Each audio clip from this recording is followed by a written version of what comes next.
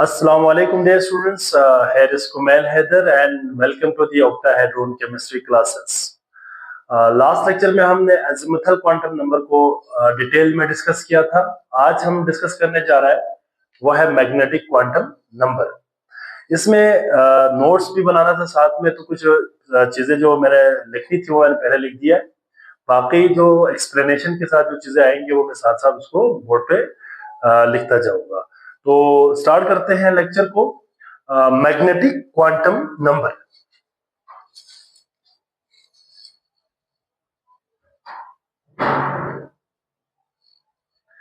Magnetic quantum number, इसको हम represent करते हैं किससे? स्मॉल लेटर m से। इसको हम m से रिप्रेजेंट करते हैं, स्मॉल लेटर m। इससे हम इसको रिप्रेजेंट करते हैं। इसको डिफाइन कैसे करेंगे मैग्नेटिक क्वांटम नंबर को? ऐसा क्वांटम नंबर जो हमें क्या बताए, किसी भी ऑर्बिटल के अंदर मौजूद सब ऑर्बिटल के बारे में बताए।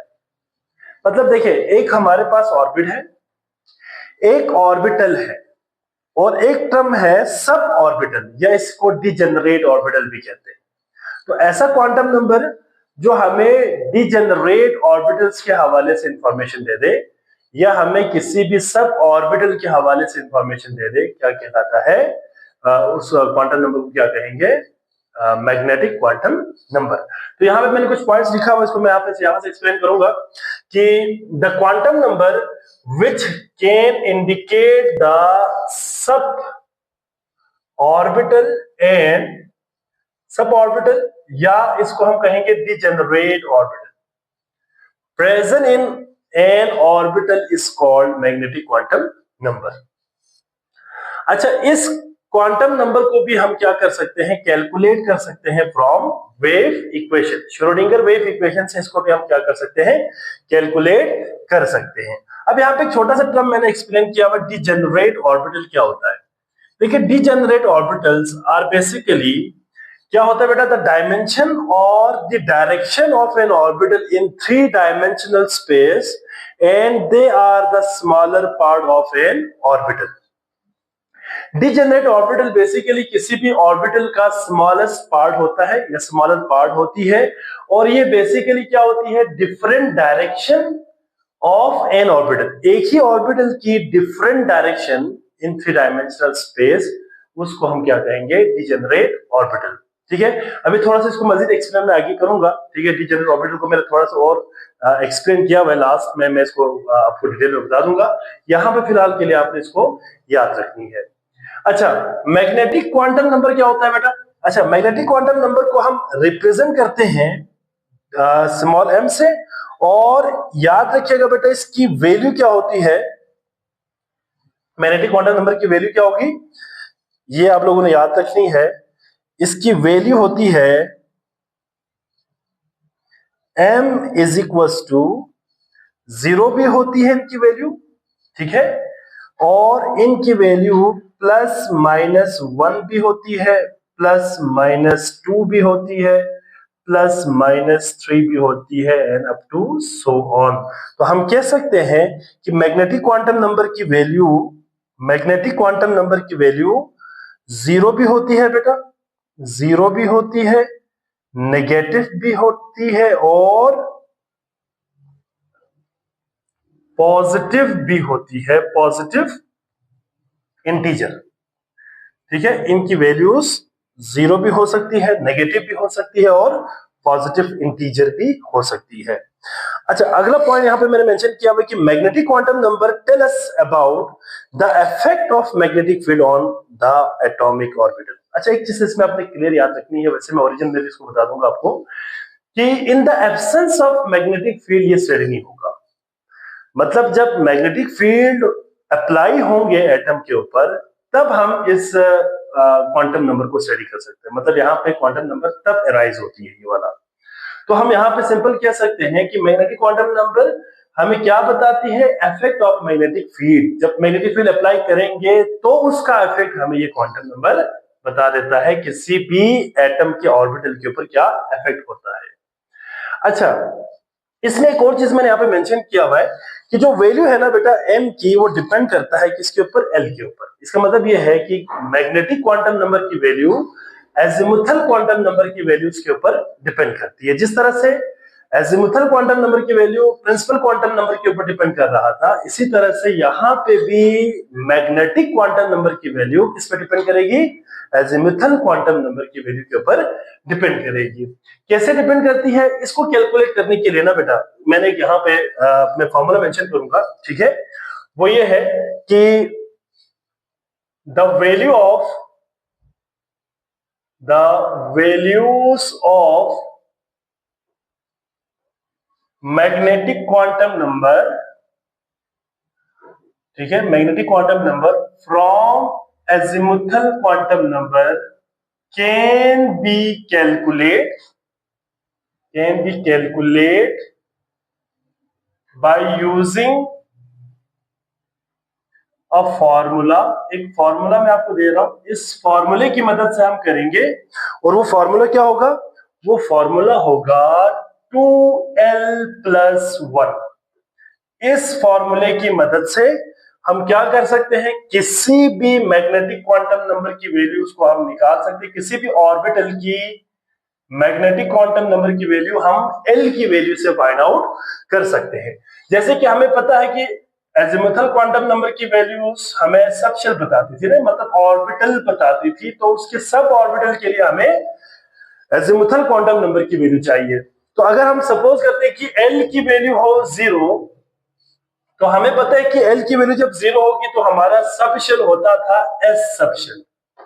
जब एस सब शेल होगा तो एस सब शेल की कितनी मैग्नेटिक क्वांटम नंबर की वैल्यूज होंगे वो हम फाइंड आउट कर सकते हैं। तो कैसे करेंगे, तो यहाँ पे फॉर्मूला है 2l की वैल्यू मैं डायरेक्ट पुट कर रहा हूं 0, ठीक है, 0 and this come out to be 1। अभी मैं फिलहाल के लिए यहाँ पे इसको मैं लिखता हूं, ठीक है। 1 का मतलब ये है कि यहाँ पे, अच्छा इसको इस तरह से 1 ना लिखिएगा, बल्कि आप ऐसा करें, इसको कहें 1, ONE1, मतलब चले आप इसको 1 कर ले और इसके साथ यहाँ पे लिख लीजिएगा ONE1, ये वाला 1 है। वो कौन सी है मैं अभी आपको बता दूंगा, ठीक है। इसी तरह से अगर L की वैल्यू क्या हो, 1 हो, तो हमारा सब शेल बनता है P सब शेल। कौन सा सब शेल बनता है, P सब शेल। और इसके मुताबिक अगर हम लिखे तो 2 into 1+1 this come out to be 3। अब मतलब इसका 3 का मतलब क्या है, वैल्यूज 3 होंगे। मैं भी आपको समझा दूंगा, इसको 3 वैल्यूज होंगे, इसको मैं ऐसे मेंशन कर रहा हूं। इसी तरह से अगर एजिमुथल क्वांटम नंबर की वैल्यू 2 हो तो हमारा सब शेल बनता है डी सब शेल, और इसके मुताबिक 2 into 2 + 1 2 2 4 + 1 5। इसका मतलब है इसके अंदर 5 क्या होंगे, 5 क्या होंगे मैग्नेटिक क्वांटम नंबर की वैल्यू होंगे। सिमिलरली अगर L की वैल्यू हो 3 तो हमारा ऑर्बिटल होता है F, and 2 into 3 + 1 this come out to be 7। इसका मतलब है यहाँ पे 7 इसकी वैल्यूज होंगी, इसको मैं अभी एक्सप्लेन डिटेल में करूंगा। पर ये आपने एक चीज याद रखनी है कि हम L की वैल्यूज की मदद से M की वैल्यूज को कैसे फाइंड आउट करेंगे। अब यहाँ पे मैं अलग अलग ऑर्बिटल को एक्सप्लेन करूंगा with the help of this values. तो यहाँ पे आप जरा देख लीजिएगा, s ऑर्बिटल, देखिए अभी हमने कहा कि s ऑर्बिटल के लिए m की वैल्यू 1 है, 1 का मतलब नंबर में 1, ठीक है। तो यहाँ पे हम कह सकते हैं कि अगर s ऑर्बिटल के लिए l की वैल्यू अगर हो 0, ठीक है, तो m की वैल्यू भी क्या होंगे, m की वैल्यू भी होंगे 0। It is because the value of m start from 0 +- 1 +-2 +-3। इसका मतलब ये है, ठीक है। तो मतलब पहले वैल्यू क्या है 0, तो नंबर में 1 का मतलब पहला नंबर क्या है 0, तो यहाँ पे m की वैल्यू भी क्या हो जाएंगे 0।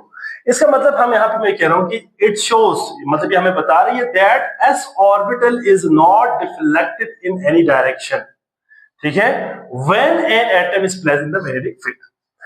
अच्छा, अगर हम s ऑर्बिटल को ना, मिसाल के तौर पर अगर किसी भी एटम के s ऑर्बिटल मैग्नेटिक फील्ड के अंदर प्लेस हो जाए, उसके अंदर प्लेस करे, तो वो किसी भी डायरेक्शन में डिफ्लेक्ट नहीं करती, ठीक है, किसी भी प्लेन के डायरेक्शन में ये प्लेन की तरफ डिफ्लेक्ट नहीं करती, मतलब 0 इसकी वैल्यू है तो डिफ्लेक्ट नहीं करती। इसका मतलब क्या है, thus it is not further सब डिवाइडेड इनटू अदर ऑर्बिटल्स, मतलब ये मजीद डिजेनरेट ऑर्बिटल्स के अंदर ये सेपरेट नहीं होता, इसका मतलब ये है।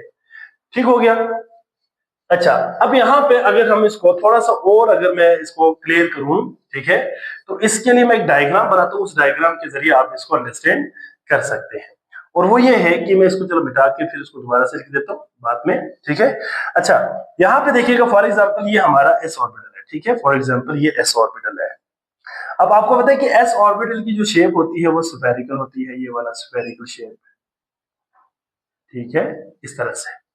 अब आप इसको ये देखिए, ये जो एस ऑर्बिटल है ये सिमेट्रिकल है ना, ये सिमेट्रिकल है, सिमेट्रिकल है। तो इसके ऊपर जो भी एक्सटर्नल मैग्नेटिक फील्ड इसके ऊपर अप्लाई होगा वो एक दूसरे के इफेक्ट को ओवरऑल क्या करेगा, कैंसिल आउट करेगा। जब ये कैंसिल आउट करेंगे तो यहां पे इसकी कोई सेपरेटिंग नहीं होगी। ये आप लोगों ने इस पॉइंट को याद रखेंगे। इसके बाद अगला मैं यहाँ पे एक्सप्लेन कर रहा हूं किसको, पी ऑर्बिटल को, पी ऑर्बिटल। अच्छा, अब पी ऑर्बिटल को अगर हम एक्सप्लेन करें तो पी ऑर्बिटल के लिए हमने ऊपर वैल्यू निकाली हुई है कि हमारे पास जो एल की वैल्यू होगी पी ऑर्बिटल के लिए, एल की वैल्यू क्या होती है, यहां पे लिखा हुआ है 1, ठीक है, 1 होगी। तो यहां पे जो एम की वैल्यू आएगी इस फॉर्मूले के मुताबिक, एम की वैल्यू कितनी आ रही है, 3। इसका मतलब 3 वैल्यूज होंगे, वो कौन कौन सी वैल्यूज होंगे, वो वैल्यूज होंगे m इज इक्वल टू 0 और प्लस माइनस 1, प्लस माइनस 1 होगी। तो इसका मतलब ये है कि m की वैल्यू होंगे क्या बेटा, -1, 0 और +1, ये 3 वैल्यूज होंगे। इसका मतलब ये 3 वैल्यूज का मतलब ये है। तो हम कह सकते हैं कि ये शो करता है किस चीज को बेटा, शो किस चीज को करता है, ये शो करता है कि पी ऑर्बिटल जो है वो क्या होती है, मैं इसको पॉइंट बना रहा हूं, पी ऑर्बिटल स्प्लिट हो जाती है किसमें, पी ऑर्बिटल जो है इसमें स्प्लिट हो जाती है किसमें, 3 जो है सब ऑर्बिटल्स के अंदर, split into 3 P sub orbitals, इसको हम सब ऑर्बिटल कहेंगे, ऑर्बिटल्स में सेपरेट होगा, ठीक है। अच्छा, अब ऐसा क्यों हो रहा है, क्योंकि यहाँ पे जो हमारा पी ऑर्बिटल है वो मैग्नेटिक फील्ड के अंदर जो है 3 डायमेंशन में या 3 डायरेक्शंस में क्या हो रहा है, डिफ्लेक्ट हो रहा है। इसका मतलब ये है क्या हो रहा है, यहाँ पे डिफ्लेक्शन हो रहा है 3 डायरेक्शन में। तो हम यहाँ पे कह सकते हैं डिफ्लेक्ट इन 3 डायरेक्शंस, 3 डायरेक्शंस। अब वो डायरेक्शंस क्या क्या होंगे बेटा, वो डायरेक्शंस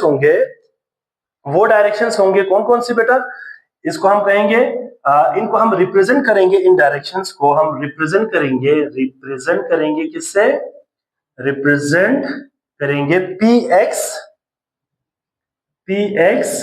पी वाई और कौन सी होगी, पी जी। ये 3 एक्सिस में, मतलब along the x y z 3 axis की तरफ इसकी क्या हो जाएगी, डिफ्लेक्शन। और याद रखिएगा तीनों ऑर्बिटल्स एक दूसरे के क्या होंगे, एक दूसरे के परपेंडिकुलर हम इसको रिप्रेजेंट करते हैं, ठीक है, बिल्कुल परपेंडिकुलर होगा। तो अगर मैं इसको थोड़ा सा यहाँ पे एक्सप्लेन करके समझा दूं, ठीक है, तो यहाँ पे अगर मैं इसको बाद में, चलो मैं इसको लिख देता हूँ, F4D को मैं बाद में लिख देता हूँ, यहाँ पे फिलहाल के लिए मैं इसको डायग्राम बनाने के लिए पी ऑर्बिटल्स के लिए यहाँ पे मैं मेंशन कर रहा हूँ। देखिए, एक हम अगर यहाँ पे मेंशन करें तो इस तरह से होगा बेटा, फॉर एग्जांपल ये एक्स एक्सिस है, ठीक है, दिस इज एक्स एक्सिस, और ये वाला वाई एक्सिस है, और ये वाला क्या है, जी एक्सिस। चलो मैं पहले 3 बना लेता हूँ ताकि आसानी से मैं इसको समझा सकूं। 1, ये दूसरा एक्सिस, ये तीसरा एक्सिस हो गया, और यहाँ पे एक और बना लेता हूँ, ठीक है, ये इस तरह से 3 एक्सिस, ठीक है। अच्छा, इसको हम सपोज करते हैं कि एक्स एक्सिस है, ये वाला वाई है, और ये वाला जी एक्सिस है, एक्स वाई एंड जी, यहाँ पे भी एक्स वाई और जी। अगर हम पी एक्स को यहाँ पे रिप्रेजेंट करें, किसको करें, पी एक्स को, यहाँ पे करते हैं पी वाई को, और यहाँ पे करते हैं पी जी को, तो हम यहाँ पे कैसे रिप्रेजेंट करेंगे बेटा इसको, इसको रिप्रेजेंट हम करेंगे ऐसा। देखिए जरा, फॉर एग्जांपल x है तो ये ऐसा होगा। देखिए जरा, इसके दो लॉब्स में डंबल होता है ना, हमने लास्ट लेक्चर में पढ़ा था, डंबल शेप होता है। तो एक लॉब इस तरफ को और एक लॉब हम यहाँ पे इस तरफ को बनाते हैं। This is the px orbital की ओरिएंटेशन, मतलब डिजेनरेट ऑर्बिटल। अगर यही y हो तो कैसे बनाएंगे? y हो तो फिर वो ऐसा बनाएंगे, py इस एक्सिस में होगा। देखिए अलग अलग ओरिएंटेशन में होंगे, ठीक है, इस तरह से। और यही z हो तो क्या हो जाएंगे? अगर यही z एक्सिस की तरफ होंगे तो pz कैसे बनाएंगे? ऐसा, देख लीजिएगा इस तरह से। मैं थोड़ा सा इसको शेड भी कर देता हूं ताकि आप इसको अच्छे से अंडरस्टैंड कर सके।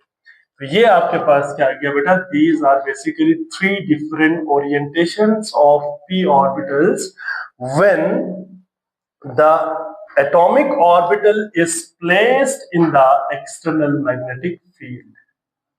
एक्सटर्नल मैग्नेटिक फील्ड के अंदर प्लेस करेंगे तो ये तीन ओरिएंटेशन इसके आ जाएंगे। इसके बाद अगला आ जाता है इसके अंदर, दैट इज d ऑर्बिटल्स के लिए। d ऑर्बिटल्स, अब d ऑर्बिटल के लिए अगर हम बनाए तो बेटा d ऑर्बिटल के लिए शेप तो बड़ा कॉम्प्लेक्स है, यहाँ पे हम नहीं बनाएंगे, उसको हम आगे उसमें डिटेल में डिस्कस करेंगे इसकी कौन कौन सी है। लेकिन यहाँ पे जस्ट मैं आपको एक चीज बता देता हूँ कि L की वैल्यू से अगर हम निकाले तो D के केस में कितना होगा? 5 डिजेनरेट ऑर्बिटल्स होंगे। तो यहाँ पे हम कह सकते हैं कि इसके लिए L की वैल्यू कितनी है? L की वैल्यू 2 है। तो M की वैल्यू क्या होगी? M की वैल्यू होगी इसके लिए, M की वैल्यू होंगे 0 प्लस माइनस 1 और प्लस माइनस 2, ठीक है। तो इसको हम ऐसे भी लिख सकते हैं कि m is equal to minus 2 minus 1 0 plus 1 and plus 2। It means जो d ऑर्बिटल होंगे वो स्प्लिट होता है या d ऑर्बिटल डिफ्लेक्ट होता है इन 5 1 2 3 4 5 डिफरेंट ओरिएंटेशन में in the presence of external magnetic field, ठीक है। तो इसकी मैं बाकी वर्डिंग मैं नहीं लिख रहा, बस यहाँ पे आप इसको लिख लीजिएगा। इसी तरह से अगला हम यहाँ पे मेंशन करेंगे f ऑर्बिटल्स। अब f ऑर्बिटल के लिए अगर हम देखें तो f ऑर्बिटल के लिए भी L की वैल्यू है हमारे पास, वहां से मैंने m भी निकाली हुई है, तो यहाँ पे हम उसको पुट करेंगे, ठीक है। तो यहाँ पे देख लीजिएगा क्या आता है कि L की वैल्यू इसके लिए होता है 3, L के लिए वैल्यू इसकी होती है 3। तो यहाँ पे M की वैल्यू क्या होगी इसके लिए? M की वैल्यू हो जाएगी 0 plus minus 1 plus minus 2 and plus minus 3, ठीक है। तो हम यहाँ पे कह सकते हैं कि इसके लिए m इज इक्वल टू क्या होगा? -3 -2 -1 0 plus 1 plus 2 and plus 3, 1 2 3 4 5 6 7। It means the f orbital have 7 different orientations in the presence of external magnetic field, ठीक है। यहाँ पे मैं कुछ पॉइंट्स मैंने और भी मेंशन किया हुआ है, उसको मैं नोट की शक्ल में आपको समझाना चाह रहा था। तो इसको जरा हम इस तरह से समझते हैं कि नोट, देखिए जरा, magnetic quantum number m values tell us about degeneracy of orbital. हमें किसी भी ऑर्बिटल की डिजेनरेसी बताती है। डिजेनरेसी का मतलब क्या है कि number of different possible ways in which an orbital are arrange, मतलब एक ऑर्बिटल कितने डिफरेंट पॉसिबल वेज में अरेंज हो सकती है वो बताती है। तो ये पॉइंट यहाँ पे लिखा हुआ है कि tell us about degeneracy of orbitals, number of different ways in which a sub orbital can be arranged. इसका मतलब ये है, डिजेनरेसी का मतलब ये है, ठीक है। अब डिजेनरेट ऑर्बिटल को थोड़ा सा मैंने और एक्सप्लेन किया हुआ यहाँ पे। Degenerate orbitals of an orbital have exactly same energy. अच्छा, इनकी ना एनर्जी एग्जैक्टली सेम होती है। आगे मैंने लिखा हुआ है exactly same energy under normal conditions. मतलब ये है कि इनकी जो ओवरऑल एनर्जी है ना वो नॉर्मल कंडीशन पे या ग्राउंड स्टेट पे सेम होता है। मतलब इसमें यह कि अगर p ऑर्बिटल है तो p तो एक ही डंबल है आपके पास, लेकिन वो देखिए डिजेनरेट ऑर्बिटल में तब स्प्लिट हो जाएंगे जब उसके ऊपर मैग्नेटिक फील्ड अप्लाई होगा। असल बात ये है। तो यहाँ पे मैंने यही बात मेंशन किया हुआ है, but they are slightly show different energies when the magnetic field is applied. जब मैग्नेटिक फील्ड अप्लाई होंगे तो फिर वो स्लाइडली डिफरेंट एनर्जीज में अपने आप को शो करता है, जो कि हमने एक एक्स एक्सिस की तरफ शो कर दिया, एक वाई की तरफ शो कर दिया और एक जी की तरफ शो कर दिया in case of P orbitals.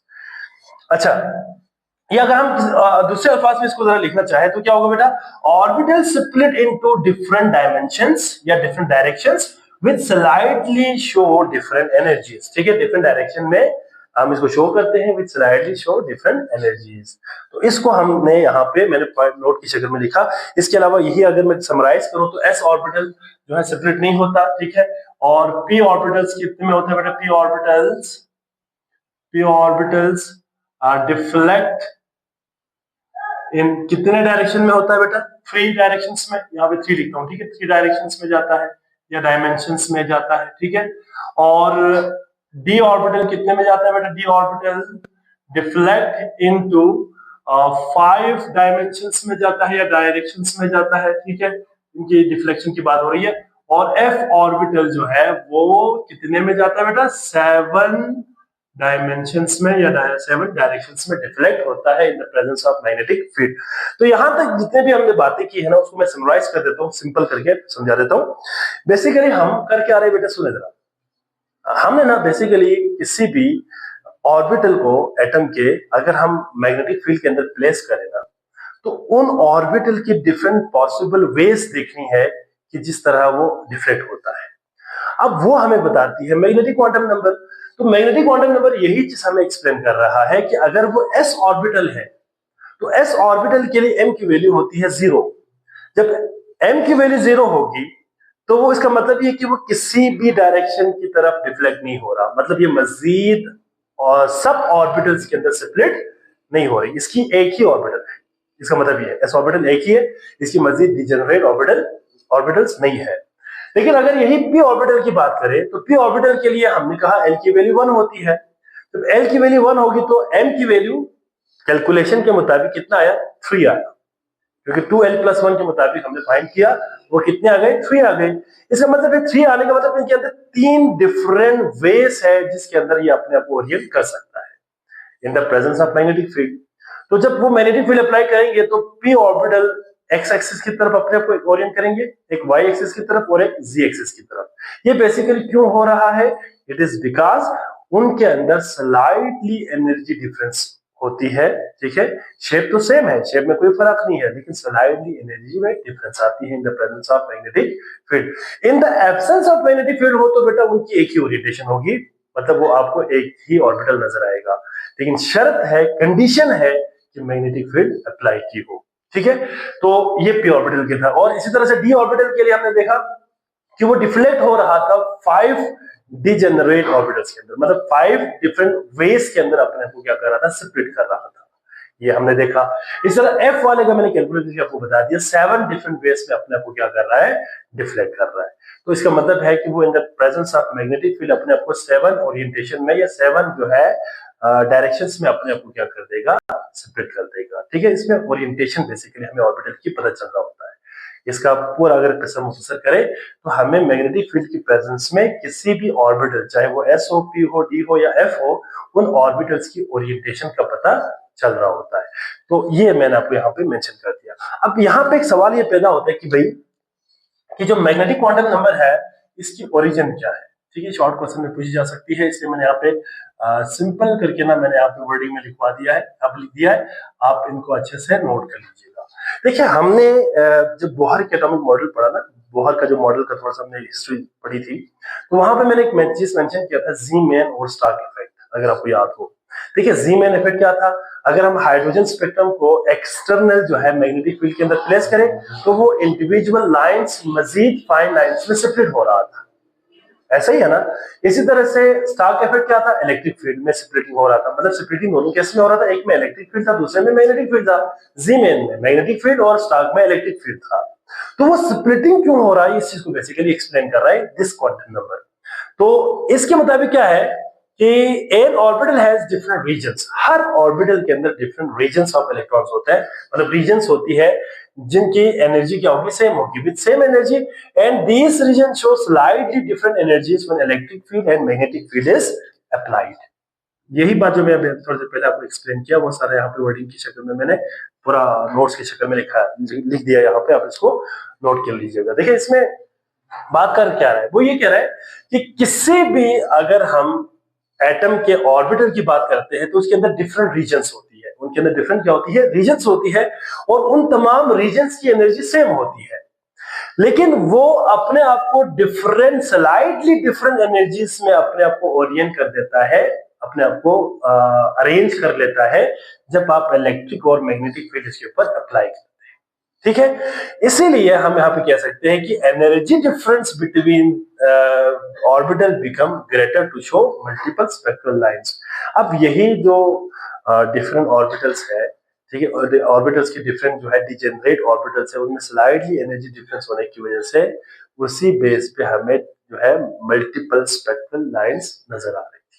ठीक है, और एक आखिरी पॉइंट यहाँ पे मैंने मेंशन किया हुआ कि the degenerate orbital is the region of the electron in which only 2 electrons can be accommodate. ये मैं आगे आपको इलेक्ट्रॉनिक कॉन्फ़िगरेशन में भी डिटेल बताऊंगा कि मतलब एक डिजेनरेट ऑर्बिटल के अंदर मैक्सिमम इलेक्ट्रॉन की कैपेसिटी कितनी होगी, 2 होगी। यहां से भी देख सकते हैं कि देखिए एस के अंदर आपको पता है कि मैक्सिमम 2 इलेक्ट्रॉन आ सकता है, तो एस के अंदर मैक्सिमम 2 इलेक्ट्रॉन आने का मतलब ही यही है कि एस के पास है ही एक ऑर्बिटल, उसके पास कोई डिजेनरेट ऑर्बिटल नहीं है, वही एक ऑर्बिटल है, वही आप उसको एक ऑर्बिटल कहेंगे तो 2 इलेक्ट्रॉन आएगा।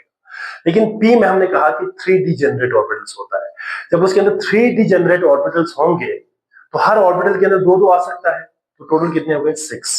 इस तरह 5 में 10 क्योंकि 5 डिजेनरेट ऑर्बिटल्स है, और एफ में 14 क्योंकि 7 है। ठीक है, तो ये बात बेसिकली मैग्नेटिक क्वांटम नंबर हमें एक्सप्लेन कर रही है। तो आज का जो हमारा लेक्चर है, पहले इसका आप एक स्क्रीनशॉट ले लीजिएगा, इसके बाद फिर मैं आपको समराइज करता हूँ कि आज का लेक्चर हमारा क्या था। देखिए आज का जो हमारा लेक्चर था वो मैग्नेटिक क्वांटम नंबर थी, और इस मैग्नेटिक क्वांटम नंबर में हमने सिर्फ यही चीज देखा कि भाई जब किसी ऑर्बिटल को एटम के मैग्नेटिक फील्ड के अंदर प्लेस करेंगे तो उस मैग्नेटिक फील्ड के अंदर प्लेस करने के बाद उस ऑर्बिटल की कितनी पॉसिबल ओरिएंटेशन हो सकती है इन 3 डायमेंशनल स्पेस, वही हमने यहाँ पे डिटेल में एक्सप्लेन किया है। तो this is about magnetic quantum number. असल में वीडियोस बहुत ज्यादा लेंथी हो रहा था, तो फिर मैं जो थ्योरेटिकल पॉइंट्स थी, क्योंकि मैं साथ साथ नोट्स भी लिखवा रहा हूँ बच्चों को, तो इस वजह से मैं साथ साथ इसको लिखते अगर जाता तो फिर लेक्चर बहुत ज्यादा लेंथी होता, इसलिए मैंने जो नोट्स के पॉइंट्स है वो मैंने पहले मेंशन कर दिया है, और बाकी मैंने साथ साथ आपको समझा दिया है। आगे के लेक्चर्स में भी मैं यही कोशिश करूंगा कि जो पॉइंट्स होंगे उनको मैं मेंशन कर दूंगा, बाकी एक्सप्लेनेशन के साथ कोई डायग्राम हो, कोई रिएक्शन हो, कोई इक्वेशन हो, उनको फिर मैं आपको साथ साथ बोर्ड पे समझाते हुए लिखूंगा। तो आई होप सो आप तमाम बच्चों को ये टॉपिक समझ आ गए होंगे। ठीक है, और अगर किसी का कोई सवाल है, कोई बात समझ ना आई हो, और तो आप लाजमी कमेंट बॉक्स के अंदर अपना क्वेश्चन ड्रॉप करें, क्वेश्चन वहां पे पूछे आप, ताकि मैं आपको वहां पे आंसर कर सकूं। अपना बहुत सारा ख्याल रखिएगा। अल्लाह हाफिज।